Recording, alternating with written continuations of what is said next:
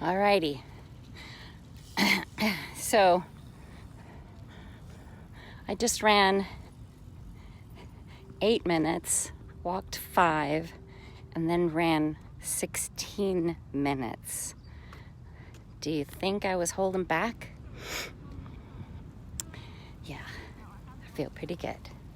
I got over that hurdle of week 5. Okay, so I have a story to tell you guys. Just share this for just a minute.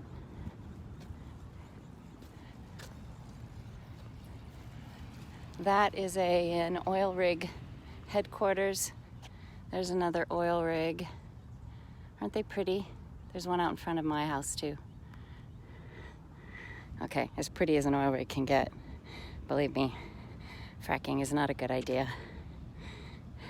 Be sustainable, people. Get rid of that oil. Dirty's my beach. Okay, here's my story. So I'm in the Freedom course. And this creative brain has a really hard time visualizing parts. I know they exist. This week I've been working on asking my procrastinator to step back so I can get some work done and do some training on stuff I've never done before, which is one of my weaknesses. I don't like doing things that I can't do well. So I'm reframing that. I love the opportunity to learn new things, and I embrace the concept of practice makes perfect. Okay, that's not my story. So I had arranged to meet with my buddy. I rotate between 3 people each week because we have too much going on. So we rotate between 3 people.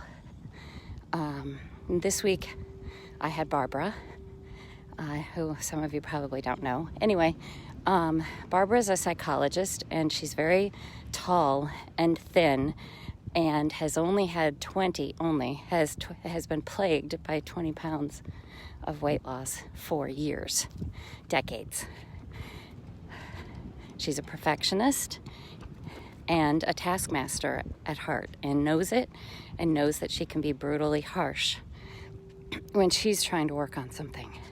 She's sweet as the day is long.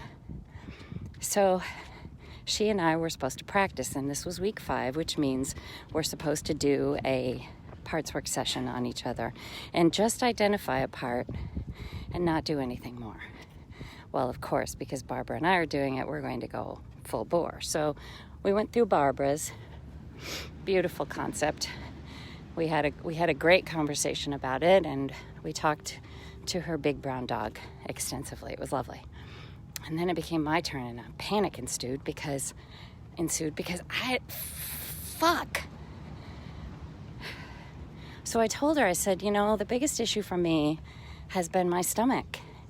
And it feels like it's family of origin shit, like it's deep. Maybe I should peel back the onion and start with something simple. Like, I don't know. The thing is, nobody annoys me. I just have a good time all the time, so nothing even triggers me. So I'm like, okay, I don't know how to deal with this thing other than to just, all right, and Barbara was like, let's just talk about your stomach. So 2 weeks ago, I went down to San Diego to go smell a cell site. So you all may remember that. I think I shared that with you. Anyway, I work at Verizon, so cell sites are my life. And I went down to smell a cell site, and because I was in San Diego, I also got to see Roy, this really wonderful acupressure, Chinese alternative medicine, small, tiny little man of an unknown age. I've seen him 2 other times. He knows my family deeply and intimately because he's been working on every one of my brother and my sister-in-law's families. And we've been tied together for 50 years, okay? So this is the third time I'm on the table with Roy. And after he goes directly to my left shoulder and my left hip, which I don't tell him anything that's going on, he went right to my stomach. I don't know if it's because it's so obvious now. If y'all look back at my 3D emoji, twirly little cute little Sonia emoji, you'll notice that my stomach is distended. So I don't know if it was obvious to him. Doesn't matter. Point is, he went right to it, and he starts pressing on either side and going, oh, oh. He does that whenever he feels like a really intense emotion. He's a wonderful man. So he's pressing on either side of my stomach and getting this, I'm getting this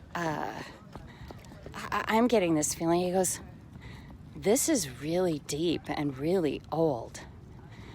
He goes, this is grief. Do you hear me? Grief. Like you were young when this started. Okay, food for thought. All right. Fast forward to my appointment with Barbara. I just told her about it. I said, it just feels like I need to talk about this. She goes, well, let's do it. She goes, go to your stomach. What are you feeling? And immediately, this green, lime green, fluorescent green glob of snot appeared in front of me. And I said, hello? And Barbara goes, ask him his name. And immediately the word Phil popped into my head. I'm like, that's random. I don't know any Phils. Don't have any connection to any Phils other than a sarcastic guy from church 30 years ago. Okay, hi Phil. And then Barbara says, ask him what he does to help you. And he looks at me with his gluey eyes and says, when you were 1.5 years old, you developed an allergy to gluten and you were hospitalized. Yeah. He said, I figured out you get attention from your allergies. And that was the only way you got any attention at all. Now, bear in mind, I have 3 brothers. I'm the oldest. My mother had 4 kids in 5 years.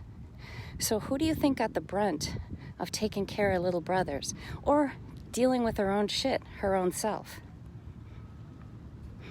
Yeah, it made me strong. It made me independent.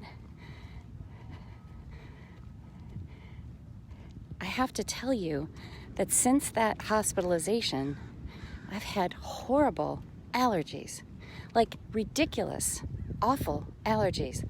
Up until 10 years ago, I was so asthmatic, I was on multiple doses of asthma medication and nebulizer treatments, and I got sick every 3rd month, and then I'd stay sick for 3 months. You get the pattern. I'd be on antibiotics and steroids and double doses of steroids until I finally decided I needed to figure out an alternative way to heal myself. I was getting shots every 3 weeks to calm my histamine levels. I had terrible hives. You get the picture. Amongst all of that, I had this horrible problem with snot. Thanks, Phil. So 10 years ago, I went on a GAPS diet, which is a bone broth based heal your gut lining, and literally cured myself of my asthma. I did not get rid of my allergies, but I did lessen them substantially. And I no longer had asthma. I no longer needed those shots. My hives were gone. It was a miracle. All my doing, I did this for a whole year. And since then, I've been very careful about the kind of food I put in my stomach. So, Phil's telling me all this. And Barbara's like, well, what is Phil doing now? And he said, and I actually asked him, I said, well, how come for the last 6 months to a year, I've cut my allergy meds down to 1. I used to take 2 Allegra and 2 Zyrtec every day. I've cut it down to 1 Zyrtec. I know that's a lot of fucking medicine. But I said I've cut it down and I don't have the gunk I used to wake up with every morning. And he looked at me and he said, you don't need to find attention anymore. You're getting it. You're getting love. You're getting support. And you're asking for it because of bright line eating.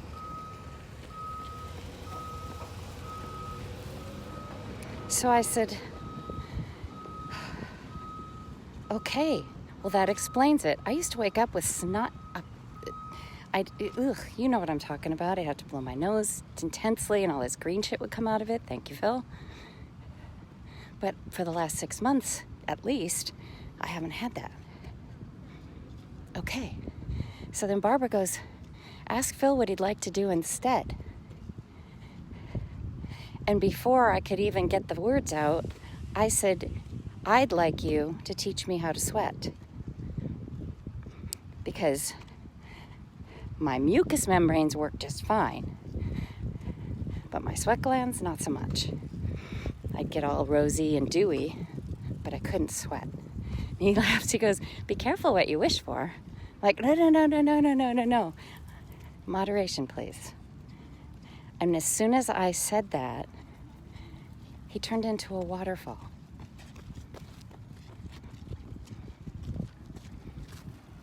And as he was settling down, then Barbara says, well, where would you like to stay now, Phil? Is it possible for you to get out of Sonia's stomach? And I said, would you like to stay in my heart? You're lovely, and I would love to have you close, and I think there's plenty of room in my heart. And he said, that would be beautiful. I'll move in. And I'm not shitting you. Right then, my stomach felt inches smaller. I had those cheese curds that are my lower stomach. All of a sudden, they appeared on my upper stomach. Holy shitballs. Yeah. That happened. So then Barbara goes, when do you want to check in with Phil? And I said, well, we can do something every day. And Phil stops and he goes, by the way, Phil is short for Philharmonic.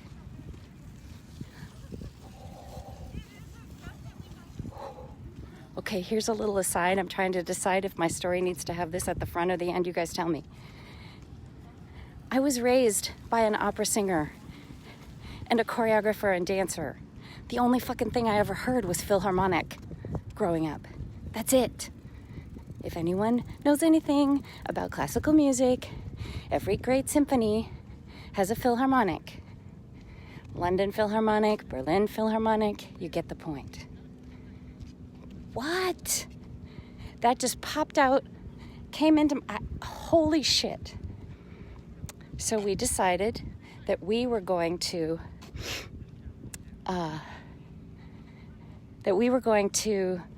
listen to classical music at least once a day.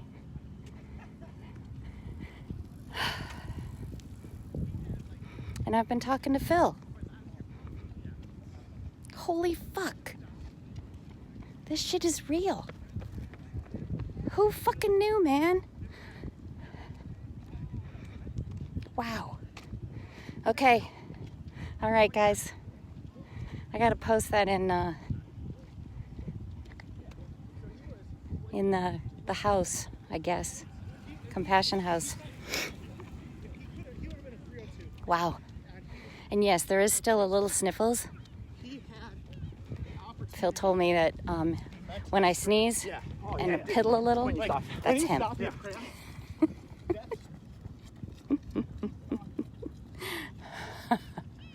All right, guys. I love you.